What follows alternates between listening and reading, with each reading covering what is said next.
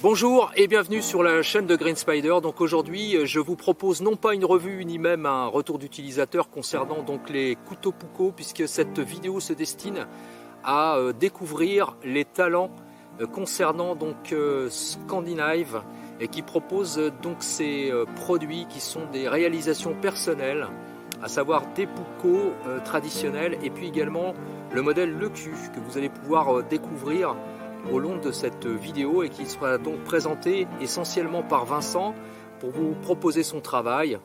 Donc c'est une vidéo un petit peu particulière, c'est quelque chose que j'avais encore jamais réalisé sur la chaîne d'ailleurs, concernant donc la présentation de quelqu'un qui propose sa propre production, ses propres réalisations de couteaux. Mais j'ai eu l'occasion de le rencontrer après avoir échangé pas mal de discussions. Ça me tenait à cœur de vous présenter ça parce que c'est vraiment très très chouette ce qu'il fait. Donc vous aurez l'occasion d'ailleurs de retrouver ce couteau qui a été bien sûr réalisé dans les ateliers de Vincent et qui m'était destiné d'ailleurs. Donc voilà, c'est pour ça que je vous le présente maintenant en forêt, puisque ce couteau donc il l'a pensé réaliser pour moi et j'en suis vraiment très touché. Et donc je vous invite à regarder cette vidéo en espérant qu'elle vous plaira. Donc comme toujours, n'hésitez pas si vous avez des questions ou des commentaires, eh bien c'est toujours en bas que ça se passe comme d'habitude. Je vous invite quand même à aller regarder en lien tous les liens qui sont proposés sous cette vidéo en commentaire, dans la description. Je vous invite à regarder tout ça. Juste avant de vous quitter et de vous laisser en compagnie de cette vidéo de 32 minutes pour être très précis, cette vidéo complète en enlevant cette intro et l'intro la conclusion de fin. Je tenais quand même à vous préciser le travail qui a été réalisé puisque ça s'est fait à deux avec Vincent bien sûr. Au départ on était sur 107 rushs vidéo pour un total de 98 minutes. J'ai sabré en essayant de condenser, je suis arrivé à 1h12, je l'ai proposé à Vincent qui trouvait que c'était quand même très très long. Voilà. Et donc on est arrivé avec un montage final avec donc ces 32 minutes. Donc voilà, ça peut paraître long mais c'est loin de ce que j'étais au départ, ce que j'avais envie de vous proposer. Donc merci encore une fois à Vincent de m'avoir non seulement accueilli mais aussi de m'avoir réalisé ce couteau. Merci aussi à lui de m'avoir aidé dans la composition de cette vidéo pour vous la présenter. Et je tenais également à remercier bien sûr sa femme qui a été extrêmement gentille de m'accueillir comme ça chez eux. Donc c'était une journée magnifique qui s'est passée vraiment en un éclair. Voilà, bon visionnage. Je ne vous retrouverai qu'en fin de vidéo pour la petite conclusion. Donc je vous laisse avec Vincent.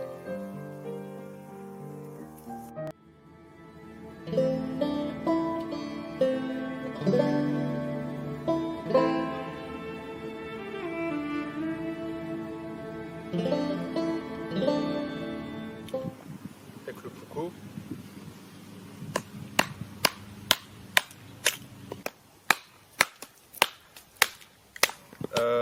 C'est un couteau de tous les jours. C'est un couteau qui sert aussi bien pour les activités outdoor que la cuisine en fait. Alors même si c'est pas hyper adapté, ça tranche bien, les moutures remontent assez haut, donc c'est assez efficace. Les lames, on est toujours sur du 80 CRV2. D'accord. Le LeCul, soit traversante. Des lames qui proviennent de Finlande, Ouais. Achetées chez Lorrain Metalli, qui ne fabrique spécifiquement que des lames de couteaux nordiques. Donc que des lames de Puukko et des lames de LeCul. Donc c'est clair qu'ils sont ultra spécialisés, mais ils connaissent bien leur boulot. L'avantage d'utiliser ce genre de lame industrielle, c'est que c'est une régularité Oui, c'est dans ça. la fabrication. T'as pas de surprise, jamais aucune surprise. Il faut préciser, c'est que chaque couteau que tu proposes, c'est entièrement personnalisé. C'est-à-dire que tu fais tout.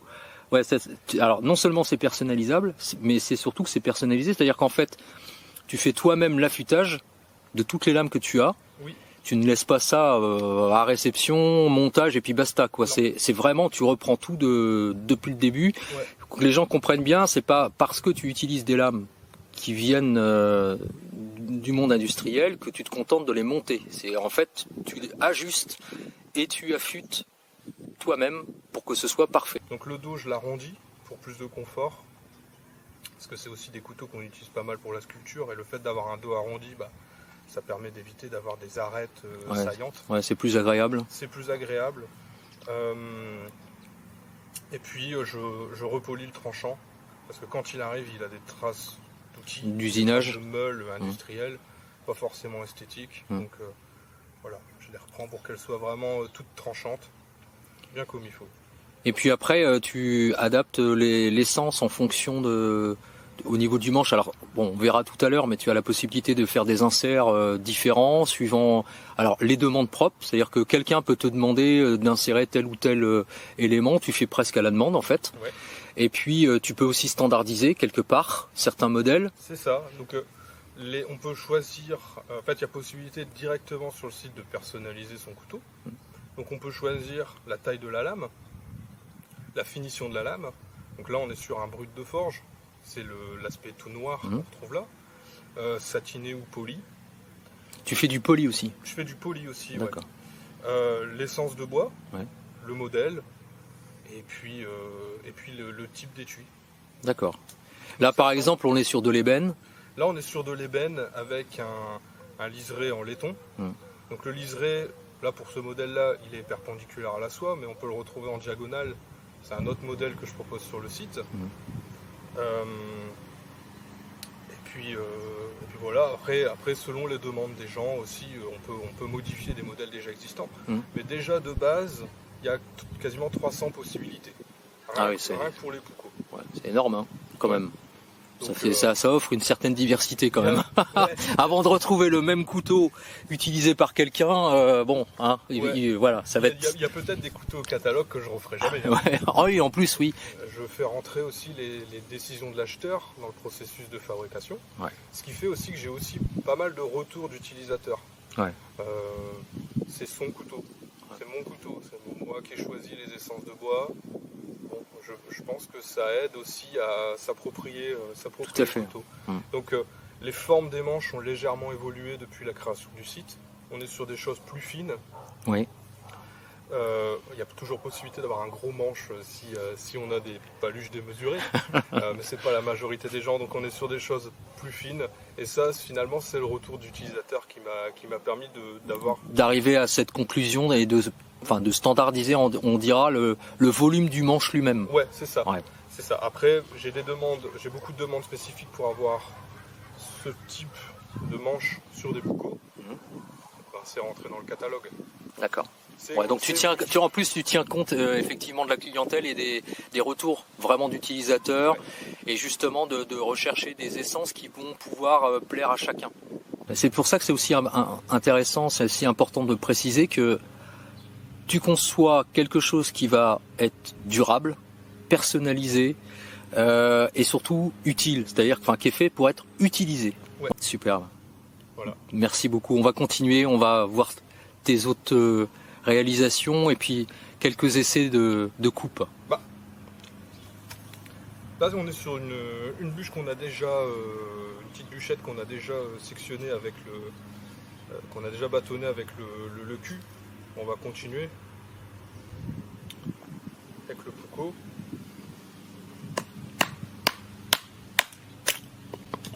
Voilà. Ça rentre, hein, sans problème. Hein. Ça rentre très bien, il n'y a rien qui bouge. Après, en termes de feather sticks,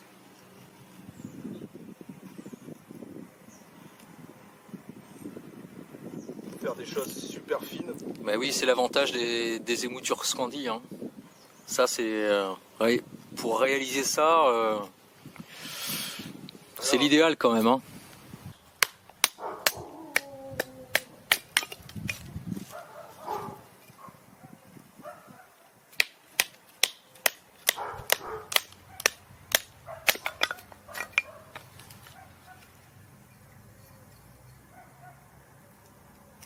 Celui-là, il est super aussi. Non, ça, c'est un quoi? C'est un... Ça, c'est franchement, c'est le super duel là. Et tu vois le petit là, dans une version plus simple, mais exactement pareil en termes de forme et d'utilisation, ça commence à 39 €. Ouais, c'est super abordable quoi. Alors c'est ce qu'on disait tout à l'heure, hein. Il y a pas la peine, c'est pas la peine de vouloir forcer comme un bœuf. Non, c'est un effort inutile. Voilà, c'est un effort inutile, hein. Il suffit de laisser couler la lame en fait. Alors à plus forte raison si on l'utilise sur toute la longueur. C'est vrai que ça tranche fort, hein. Ça tranche très très fort. Et le petit n'est pas en reste, hein. Moi j'aime bien le petit, hein.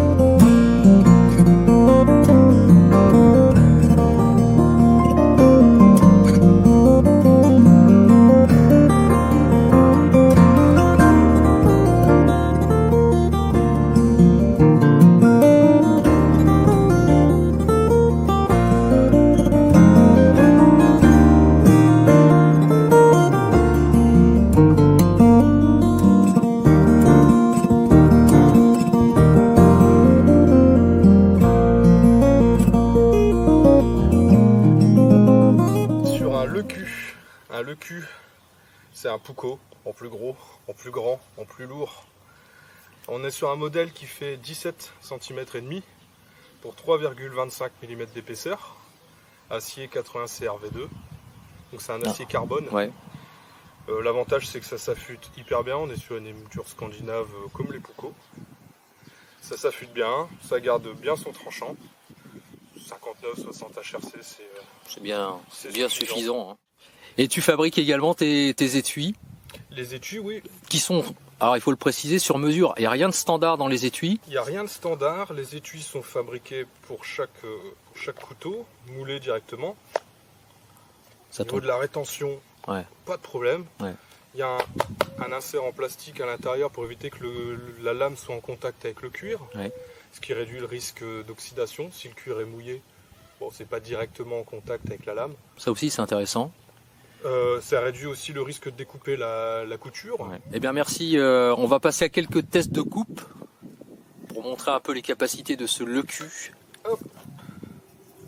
Donc là en termes de dimension, c'est du 7-8 cm. Hein. Ouais, pas mal déjà. Hein. Ouais, c'est du bois qui est hyper sec. Ouais, ça, on l'a vu tout à l'heure. Le bois de chauffage, il a 3 ans de sèche, donc voilà. Ouais. Hop. Je sais même pas si mon maillet va être suffisant. Ça passe. Ah, ça passe à travers. Hein. Ouais.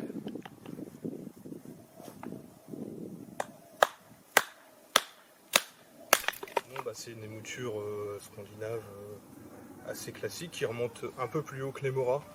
Oui. C'est-à-dire que les Mora vont avoir un tranchant qui fait dans les 5-6 mm.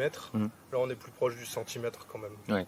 Bon, ceci s'explique aussi par la taille de la lame quand même, parce que on retrouve aussi la même tu chose retrouves la même chose sur les Puukko. Ah oui.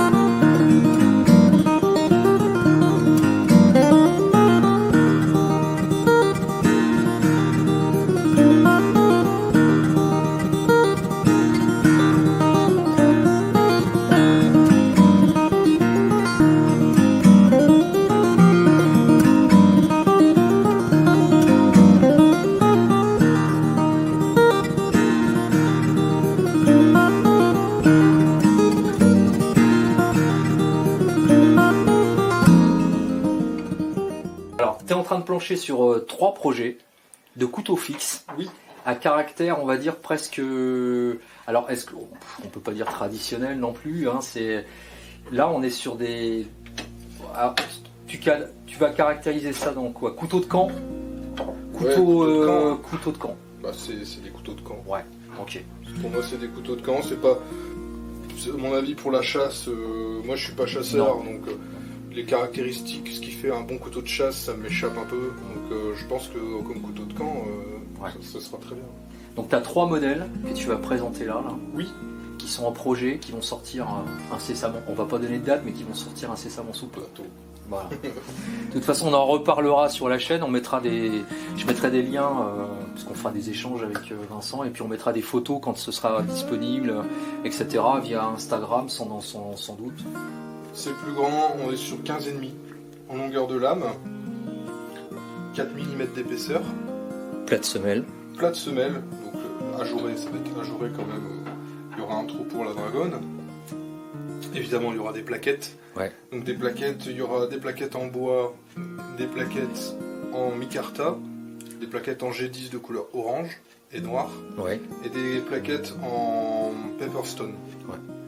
Qui est très chouette d'ailleurs. Ouais, on a parlé de pepperstone, ouais, c'est super intéressant. Donc on est sur une forme qui est plus actuelle, plus ergonomique, enfin, plus dans l'air du temps, plus dans l'utilisation en 2021 de ce qu'on fait d'un couteau. Ouais.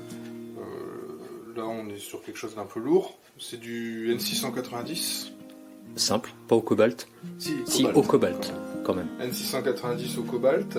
Donc il va y avoir une version de chaque en N690 et une version de chaque en 80 CRV2. Donc ce modèle-là, celui-là, qui a plus un caractère, moi je le trouve un peu dans l'esprit Spartan, enfin un peu combattant quand même.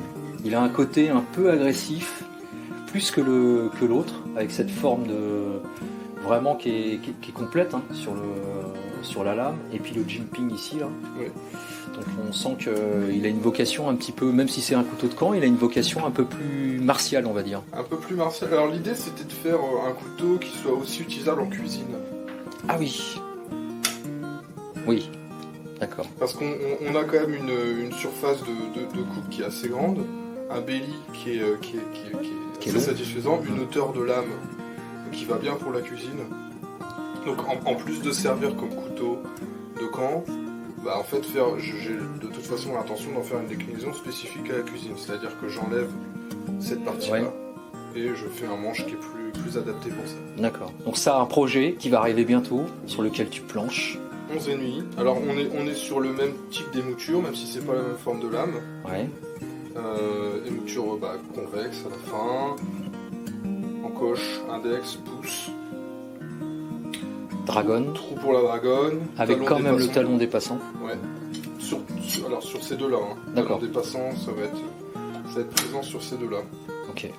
11,5 de longueur de lame. Voilà. C'est une bonne taille. Et tu cuir avec Kydex. D'accord, tu feras les deux. Et le troisième, celui-là, que je trouve assez déroutant. Alors, je dis pas dans la forme, je le trouve très sympa, et en plus il a un design qui est très sympa, mais dans l'épaisseur. Parce que là, tu as quand même été dans un truc, c'est assez impressionnant au niveau de l'épaisseur. On est tous sur la même épaisseur. Tu restes exactement sur la même épaisseur, y compris sur ce petit truc-là, qui est vraiment à esprit neck, on va dire. Oui. Donc, virtuellement indestructible, là, parce que là... Ouais, bah en fait, étant donné que la hauteur de lame est assez grande, hein, là on est sur 3,5, entre 3,5 et 4 cm de hauteur de lame. Ouais. Finalement, l'épaisseur du couteau va pas venir gêner pour la coupe.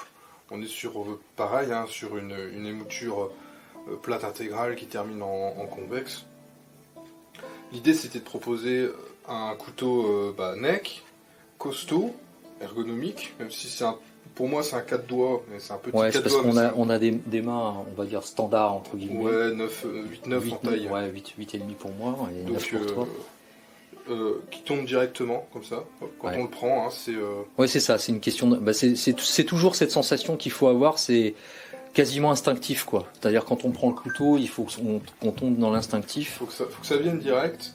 Et puis en fait cette forme de feuille, parce que pour moi un couteau de Neck c'est aussi pour tartiner, pour se préparer le casse-croûte.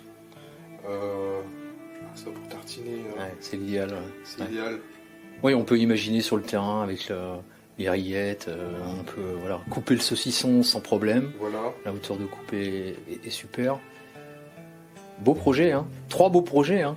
Donc, en plus de ce que ça va te faire beaucoup de boulot, hein, parce que. Alors, on se retrouve devant une bière, parce que voilà. Grosse journée. Ça fait une grosse journée quand même. Pour parler tarification des couteaux. Donc en fait celui-ci c'est, on va dire, presque le modèle de base. C'est le modèle de base, c'est le modèle entrée de gamme. Ouais. Avec une construction qui est un petit peu plus simple. En fait, ici il va y avoir moins de couches, moins de liserés. Et puis on est sur un couteau en bouleau que je fais flamber au chalumeau pour lui donner des nuances supplémentaires. Ouais. On montre un peu. Hein. La lame c'est la même, 80 CRV2, 9,5 cm. On est à 49,99 pour le couteau de base. Alors on précise sans étui. Ouais, pour ajouter 10 € pour avoir un étui plat. En cuir. Réalisé par toi. Par moi, uniquement sur mesure. Voilà. Donc avec l'étui on est à 59,90. Et un étui Dangler c'est 4 € de plus. Donc le Dangler c'est avec le système qui permet de le laisser libre, qui se promène. Ensuite on a alors celui-là peut-être tu veux que celui-ci. Alors celui-là c'est en ébène qui est moi j'aime beaucoup, mais il a un vif succès celui-là. Celui-là oui. Ouais. Celui-là c'est le modèle que je vends le plus. Alors moi je le trouve vraiment très beau avec cet insert ici. Ça lui donne un cachet particulier. Moi, franchement, j'aime beaucoup celui-là. Et alors, celui-là, on est sur 85, 90. Voilà. Alors toujours sans étui. L'étui coûte 10 € de plus. Voilà. Alors ça, c'est de toute façon, pour les Puukos dépassent pas les 100 €. Pour les Puukos. Voilà, hein, c'est super abordable, hein, parce que quand on voit le travail que ça demande, alors en sachant qu'en plus l'ébène, tu y passes quand même plus de temps hein, que sur un boulot, automatiquement le bois, la densité n'est pas la même, donc les bandes s'usent extrêmement rapidement. Ouais, c'est plus de consommables. Voilà. L'essence de bois coûte aussi plus cher. Ouais. Et puis en fait, le problème qui se pose avec l'ébène, c'est surtout au niveau du perçage. Parce que pour venir mettre la soie, il faut faire un trou oblique. Ouais. Ou un trou carré, ça dépend de l'épaisseur de la soie. Dans l'ébène, c'est plus coton. Dur. C'est coton. Dur. Ouais. Donc avec le risque de casser des mèches qui s'accentuent. Voilà. Et alors comme on peut le voir, hein, c'est super bien réalisé. Hein. Très chouette quoi. Après, demande particulière, tu réalises des demandes particulières. Voilà. Donc tu peux faire des inserts en veux-tu, en voilà. Exactement. Voilà. Donc un petit exemple avec du bois particulier. Donc là on était sur du amarante. C'est naturellement violet comme ça, c'est la teinte naturelle. C'est super joli. Hein. Dès qu'on le coupe, le bois s'oxyde en quelque sorte à l'oxygène, à l'air. Ah, d'accord. Et puis il devient tout violet. C'est chouette ça hein, aussi. J'espère qu'on verra bien parce qu'on n'est pas en contre-jour, mais on n'est plus en pleine lumière de l'après-midi parce qu'on est déjà le soir.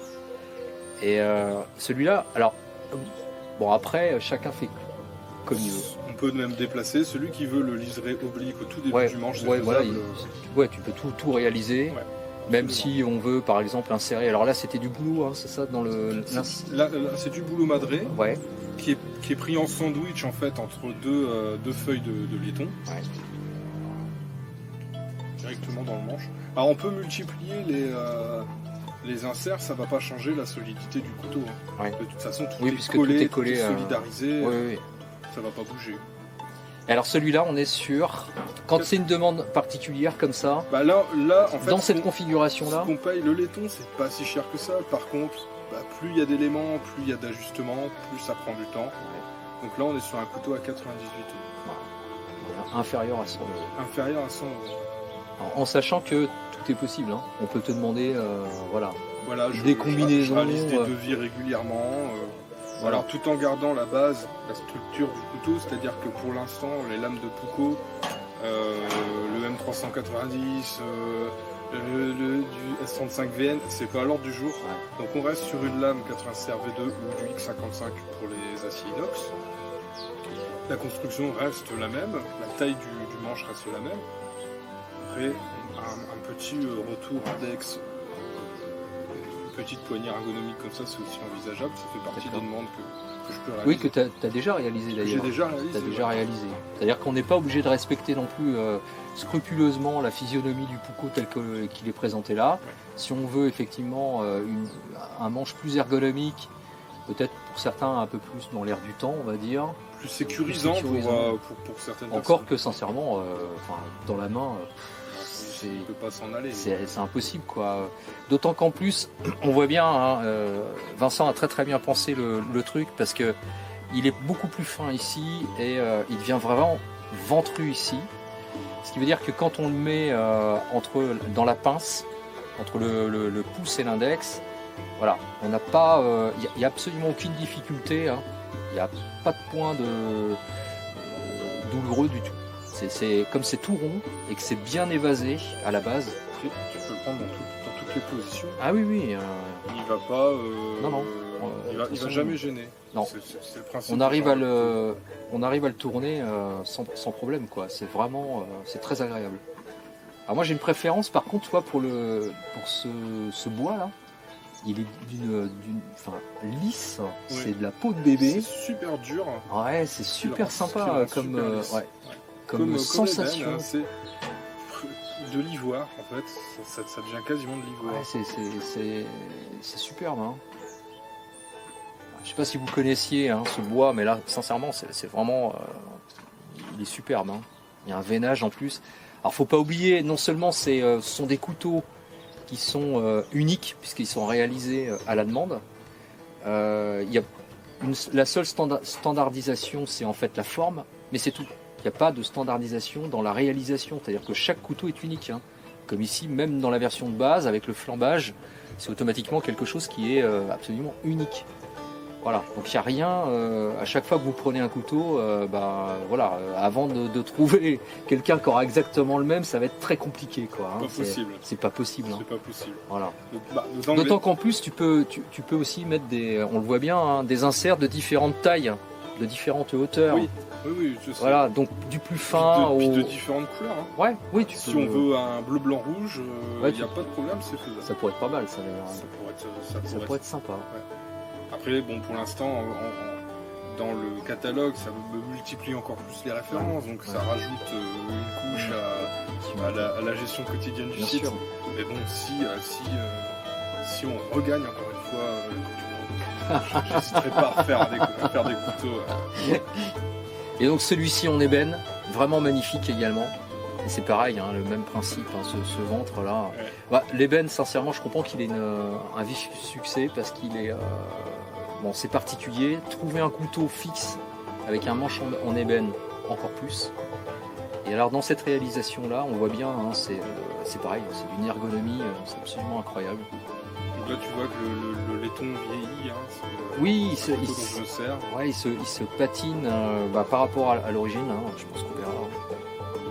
Il y a deux, on voit bien. Hein. Donc c'est ça aussi l'intérêt d'avoir des matériaux nobles finalement, parce que même si ça peut paraître anodin le laiton, mais ça reste quand même une composante intéressante dans ce type d'outil, quoi, de couteau. Parce que justement ça vieillit et donc ça reste pas, c'est pas. Et puis en plus c'est loin d'être impersonnel. Hein. C'est tout le contraire même. Et celui-ci, moi je le trouve qu'il est vraiment magnifique. Il est très très beau. Et alors pour finir, celui-là, très particulier hein, quand même. Donc revisiter le fameux le cul. Oui. revisiter avec, puisque normalement, comme on en parlait tout à l'heure, oui, on peut trouver si vous tapez le cul. Il n'y a pas de dégagement normalement sur les. C'est ça. Normalement, c'est rond. En fait, le manche est plus large ici que là. Ouais. On est sur une grosse pièce de bois et c'est relativement limité. On trouve des le cul qui sont évidemment plus travaillés, mais le modèle de base, c'est un modèle d'aventurier, quoi. Oui, c'est ça. Chichi, hein. Et donc c'est utilisé pour la chasse et pour casser des os. Ouais. Alors celui-là, donc tu le déclines en 3 versions, on a dit, qui s'échelonnent en prix de. Alors ce modèle-là, il est à 139,99. En 21 cm. 190 en 21 cm. Ouais, d'accord. Donc je l'ai en 12, 14, 17 et demi. Ouais.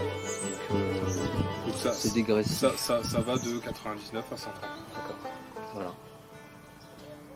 Un beau couteau de camp. Hein. Donc voilà, je vais vous laisser, mais je vous l'avais dit, je vous laisserai tous les liens et puis comme ça vous pourrez aller voir et puis vous rendre compte combien, enfin j'espère que vous vous en serez rendu compte avec toute cette journée que je me sens vraiment privilégié d'avoir été reçu par Vincent et de manière à pouvoir vous montrer tout ça parce que c'est un Normand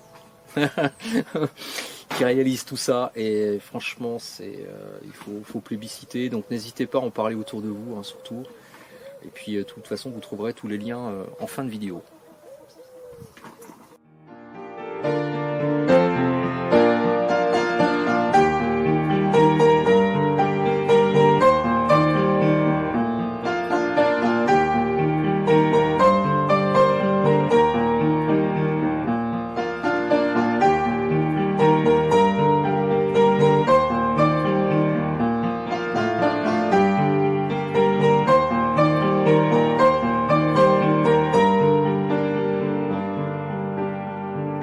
Voilà, c'est fini.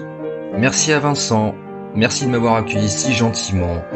Merci pour cette belle journée, cette belle rencontre. Je repars vers d'autres destinations, les yeux, le cœur, plein de beaux souvenirs. Merci à toutes et à tous de votre soutien et de votre fidélité. Merci à Charlotte pour sa gentillesse et cette musique de fin au piano. Portez-vous bien et surtout, carpe diem. Salut!